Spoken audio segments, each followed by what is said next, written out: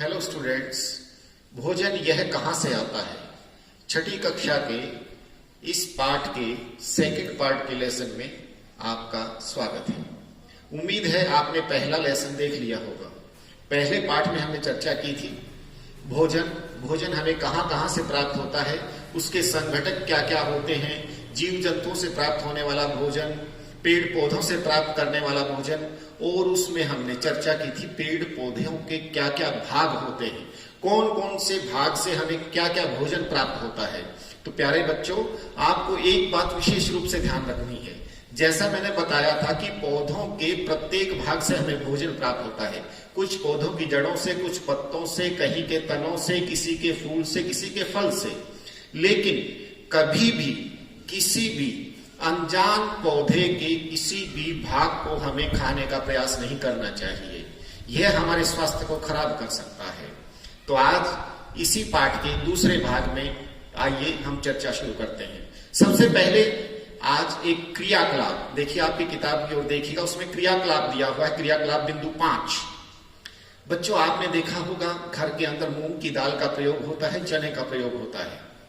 तो एक काम करेंगे आप सब, एक गीले कपड़े के अंदर कुछ मूंग की दाल के साबुत दाने लेकर के या चने के दाने लेकर के उस गीले कपड़े को भिगो करके रात को आप रख दीजिए कहीं पर। अगले दिन देखेंगे, या हो सकता है कुछ बच्चे 2 दिन के बाद देखें कि उन बीजों के अंदर, मूंग और चने के बीजों के अंदर अंकुर निकल आएंगे। इनको अंकुरण बोलते हैं। और देखिए सामने आपको चित्र दिखाई दे रहा होगा, ये अंकुरित मूंग के बीज, अंकुरित चने के बीज हमारे लिए बड़े पौष्टिक होते हैं, बहुत अच्छा भोजन होते हैं। और आप सामने अपने इस कॉलम में पुस्तक एक चित्र भी देख रहे होंगे। एक क्या दिखाई दे रहा है आपको? मधुमक्खियों का छत्ता। मधुमक्खियों का भोजन क्या होता है? मधुमक्खियां चारों तरफ फूलों के ऊपर चक्कर लगाती हैं। वो वहां फूलों से परागकण, मकरंद इकट्ठा करती हैं और उस मकरंद को अपने छत्ते के अंदर ला करके इकट्ठा करती हैं, जिसे हम शहद के रूप में, भोजन के रूप में प्रयोग करते हैं। तो ये तो कुछ जीव जंतुओं की चर्चा हुई। आप अपने घर के अंदर भी पालतू पशुओं को देखते होंगे, और पालतू पशु आपके घर के अंदर गाय, भैंस, बकरी, आपके आसपास घूमने वाले कुछ गिलहरी, तितली, वो क्या खाते हैं? कभी सोचा है आपने? आपके घर की गाय, भैंस क्या खाती है? चारा, हरे पत्तेदार फसलों के अवशेष। गिलहरी क्या खाती है? पेड़ों के ऊपर रहते उनके कुछ बीज। तो इस प्रकार से प्रत्येक जीव जंतु का खाने का अलग अलग भोजन होता है। आपके इसी पाठ के अभ्यास में एक प्रश्न आएगा, क्या सभी जीव जंतु एक जैसा भोजन करते हैं? तो आपसे मैंने अभी चर्चा की, गाय, भैंस, बकरी, चूहा, तितली, क्या सभी एक जैसा भोजन खाते हैं? हम सभी एक जैसा भोजन खाते हैं? नहीं, हम सभी एक जैसा भोजन नहीं करते। सभी जीवों की शरीर की आवश्यकताओं के अनुसार, पाचन तंत्र के अनुसार भोजन अलग अलग होता है। तो इस बात का हमें ध्यान रखना है। और देखिए आपके नीचे क्रियाकलाप और है। उस क्रियाकलाप के अंदर देखेंगे नीचे एक सारिणी बनी हुई है, और उस सारणी के अंदर एक कॉलम में विभिन्न जंतुओं के नाम लिखे हैं और दूसरी तरफ वो क्या खाते हैं। सबसे पहला नाम उसमें क्या है? हमारे घरों के अंदर पालतू पशु होता है जिसका हम दूध पीते हैं, भैंस। भैंस क्या खाती है? चारा, खली, बिनोला, इस प्रकार की हम सब जानते हैं और इस सारणी में भरा हुआ है। उसके नीचे जिन जिन जंतुओं के, जीव जंतुओं के, पशुओं के नाम लिखे हुए हैं, वो हम आपस में चर्चा करके भरेंगे। तो उसके नीचे दूसरा जीव क्या है? चूहा। चूहा क्या खाता है? बहुत अच्छे, अनाज। अनाज के अतिरिक्त कुछ छोटे छोटे कीट भी खाता है वो। तो वो पेड़ पौधों के अनाज, बीज वगैरह तो खाता है, कुछ छोटे छोटे जीव जंतुओं को भी खाता है। तो इसमें जीव जंतुओं को भी मांस भी खाता है और अनाज भी। उसके बाद अगला जीव जंतु क्या है? शेर। शेर देखा तो नहीं होगा किसी ने? अच्छा, चिड़ियाघर। चिड़ियाघर में अवश्य देखा होगा, चित्रों के अंदर देखा होगा, टेलीविजन के अंदर देखा होगा। शेर क्या खाता है? शेर केवल मांस खाता है, दूसरे जीव जंतुओं को खाता है। तो इसमें लिख देंगे मांस या दूसरे जीव जंतु। उससे अगला जीव जंतु क्या है, उसके नीचे बिल्कुल बाघ। तो बाघ भी क्या खाता है, जंगल में रहता है, जंगली जीव है, और जंगली जीव दूसरे पशुओं को मार के खाता है, ये भी मांस खाता है। उसके बाद क्या है, एक छोटा सा जीव, हमारे घरों में, स्कूल के क्लास में इधर उधर आप देखते होंगे, मकड़ी जाले बना करके रहती है। जो मकड़ी क्या खाती है, मकड़ी भी मांसाहारी है, लेकिन आपने तो नहीं देखा होगा कहीं मांस हो क्या खाती है। मकड़ी का जाला, जाले के अंदर छोटे छोटे कीट पतंगे मक्खी मच्छर फंस जाते हैं, वो उनका आहार करती है, उनका भोजन करती है, तो वह भी मांसाहारी है। छिपकली, छिपकली के तो आप देखते ही स्पष्ट रूप से, आपके घर के अंदर बल्ब के आसपास चक्कर काटती है, मच्छर जो वहां थे उनको खाती है, तो छिपकली भी क्या हुई, मांसाहारी। अगला जीव क्या है आपके कॉलम में, इस सारणी में, गाय। गाय क्या खाती है, आपको हमको सबको पता है, चारा, यानी कि पेड़ पौधों को खाती है, ये शाकाहारी। मनुष्य क्या खाता है, हाँ शाकाहारी तो है, लेकिन मनुष्य मांसाहारी भी होता है, कुछ चिकन वगैरह मांस भी खाते हैं। तो मनुष्य का हम किसी व्यक्ति विशेष की बात नहीं करते। जब आपसे कोई प्रश्न पूछा जाए कि मनुष्य क्या है, तो मनुष्य पेड़ पौधों को भी खाता है, अनाज भी खाता है, पत्ते तने पौधों के उत्पाद भी खाता है, जीव जंतु को, मांसाहारी भी। तो मनुष्य दोनों वर्गों में है। और उसके बाद तितली क्या खाती है, फूलों का रस, फूलों के ऊपर मंडराती रहती है, तो ये पेड़ पौधों के उत्पाद खाती है। कौवा छोटे छोटे कीट भी खाता है, और अनाज भी, रोटी डालते हैं रोटी भी खा लेता है। तो कौवा दोनों तरह का भोजन करता है। और नीचे सबसे अंत में क्या लिखा हुआ है, कुत्ता क्या खाएगा, रोटी भी खा लेता है और मांस भी। तो ये दोनों प्रकार का भोजन करता है।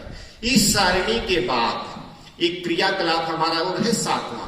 इस सारणी को देखने के बाद, इसको भरने के बाद अगर हम विश्लेषण करेंगे, सोचेंगे, तो हमारे को जितने जीव जंतु की हमने चर्चा की, उनकी या और भी जो बचे हुए जीव जंतु हैं, उनको अगर हम भोजन के आधार पर बांटें, हमारा जो मुख्य पाठ है, पाठ का मूल विषय क्या है, भोजन।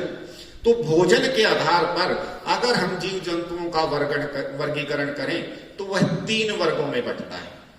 3 वर्ग कौन से, ये जीव जंतु में हमने भैंस, चूहा, शेर, बाघ, मकड़ी, छिपकली की चर्चा की, गाय। तो इसमें सबसे पहले हम चर्चा करते हैं ऐसे जीव जंतुओं की जो केवल पेड़ पौधे या पेड़ पौधों के उत्पाद या उनसे बनी हुई चीजें खाते हैं, चाहे वो उनके बीज खाएं, चाहे फल खाएं, तना खाएं या जड़ खाएं, केवल पेड़ पौधों के उत्पाद खाने वाले जीव जंतु।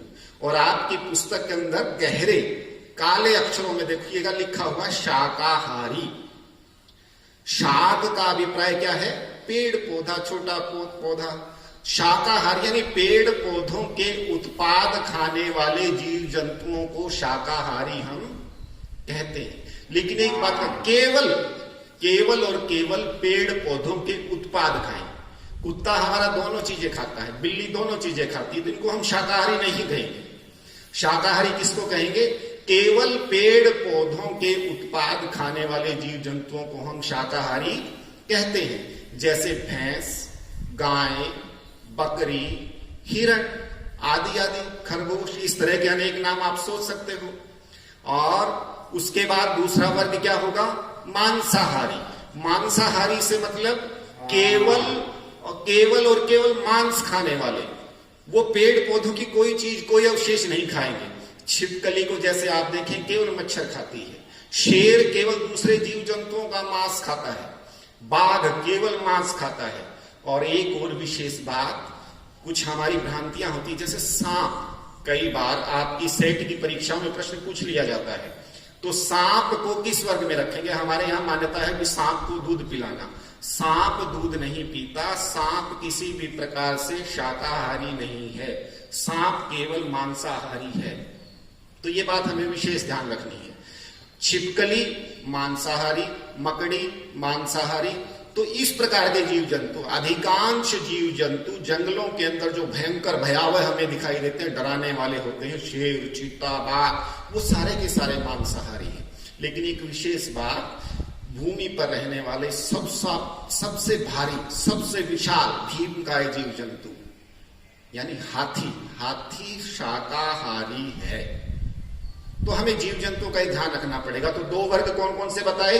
दोनों आपकी पाठ्य पुस्तक में गहरे काले अक्षरों में लिखे हुए, शाकाहारी और मांसाहारी। दोहराई करते हैं, शाकाहारी केवल शाक, पेड़ पौधों के उत्पाद खाने वाले, मांसाहारी केवल मांस खाने वाले, और तीसरा एक वर्ग जो बनता है जो दोनों प्रकार का भोजन ग्रहण करता है, उसको बोलते हैं सर्वाहारी। सर्वहारी से अभिप्राय सर्व सब कुछ, जो सब कुछ खा लेता है, शाकाहारी भी और मांसाहारी दोनों का भक्षण करता है। हमारी बिल्ली दूध भी पी लेगी, हमारी रोटी भी उठा करके खा जाएगी, और उसको कहीं चूहा मिला तो उसको भी मार के खा जाएगी। तो इसी प्रकार से कुत्ता, कुछ वर्ग, कुछ जीव जंतु ऐसे हैं दोनों प्रकार का भोजन करते हैं। मनुष्य भी उसी वर्ग में आता है।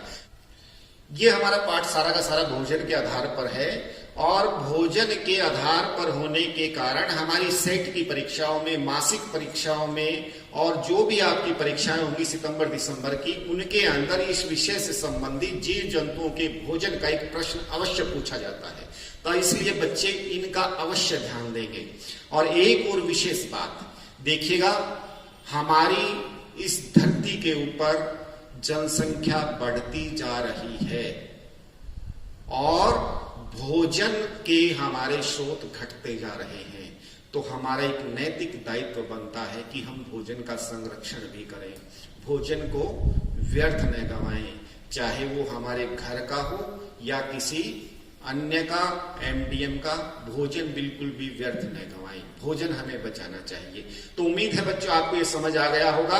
और अब आपसे कुछ प्रश्न मैं पूछता हूं, उसके बाद आपको जो भी ठीक उत्तर मिलेगा उसके लिए आप अपने आप को अंक देंगे और उन प्रश्नों को आप नोट करेंगे। तो करें शुरुआत। सवाल, मान लीजिए आप अपने अध्यापक के साथ एक चिड़ियाघर में जीव जंतुओं को देखने गए, और वहां जाकर आपने देखा कि शेर चिड़ियाघर के पिंजरे में बंद मांस खा रहा था, हिरण घास चर रहा था, और एक पिंजरे में मुर्गी, कौवा कीड़े मकोड़ों को खा रहे थे। बाद में कौवा पिंजरे में डाली गई रोटी को भी खाने लगा। तो ये घटनाक्रम है, एक कल्पना है। अब मैं प्रश्न आपसे पूछता हूं, आप द्वारा देखे गए जानवरों में मांसाहारी जीव कौन सा है? कौन कौन से जीव देखे आपने? पहला विकल्प क शेर, ख हिरण, ग कौवा, घ मुर्गी। तो इनमें मांसाहारी कौन सा है? शेर, हिरण, कौवा, मुर्गी। बहुत अच्छे, बहुत अच्छे। पहला विकल्प शेर मांसाहारी। अब दूसरा प्रश्न आपसे, इन जानवरों में शाकाहारी जीव कौन सा है? विकल्प आपको बता रहा हूं, हिरण पहला, शेर दूसरा विकल्प, तीसरा मुर्गी, और चौथा है कौवा। शाकाहारी केवल पेड़ पौधों के उत्पाद खाने वाला। कौवा दोनों खाता है, मुर्गी दोनों खाती है, कीड़े भी अनाज भी। शेर केवल मांस खाता है, हिरण बिल्कुल ठीक, केवल घास। देखो आपने पहले कल्पना की थी हिरण घास चर रहा था, तो हिरण शाकाहारी है। और तीसरा प्रश्न है मेरा आप सबसे, और ध्यान देंगे, इन जीव जंतुओं में सर्वाहारी कौन सा है? सर्वाहारी यानी मांस भी खा ले और जीव जंतुओं को भी। विकल्प आपको बता रहा हूं, शेर, हिरण, कौवा। शेर और कौवा दोनों। पहला विकल्प शेर, दूसरा हिरण, तीसरा कौवा। शेर और कौवा दोनों। शेर और कौवा, शेर तो केवल मांस खाता है, तो इसका सही उत्तर कौन सा हुआ? कौवा।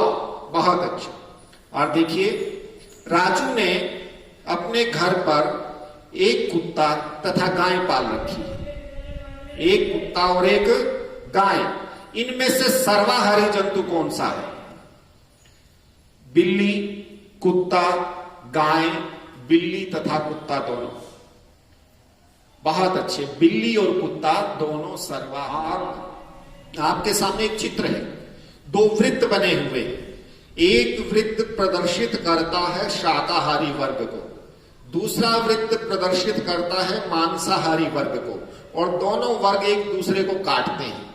तो छायादार भाग है वो किसको प्रदर्शित करेगा? जहां दोनों वृत्त आपस में एक दूसरे को काटते हैं, यानी दोनों में जो सम्मिलित भाग है।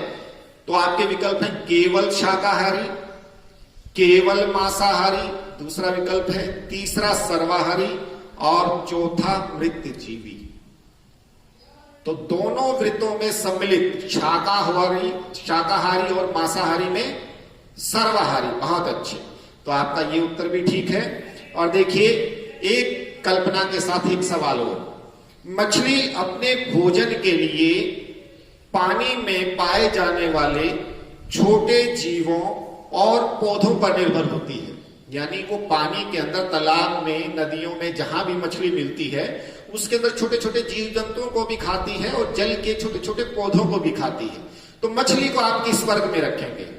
समझ गए होंगे आप प्रश्न का भाव। शाकाहारी, मांसाहारी, सर्वाहारी या मृतजीवी? मछली के बारे में क्या बताया? जीव जंतुओं को भी खाती है और पेड़ पौधों को भी। तो क्या लिखेंगे? सर्वाहारी। बहुत अच्छे। अच्छा बच्चों, अभी आपको शायद आज के बिंदु सभी स्पष्ट हो गए होंगे, और ये पाठ हमारा भोजन यह कहां से आता है पूर्ण होता है। अभ्यास के प्रश्नों के लिए आपसे इसके तीसरे भाग में फिर मिलेंगे। तब तक पढ़ते रहिए, देखते रहिए। किसी बिंदु पे समझ नहीं आए तो नीचे कमेंट्स में लिखते रहिए। Okay, bye.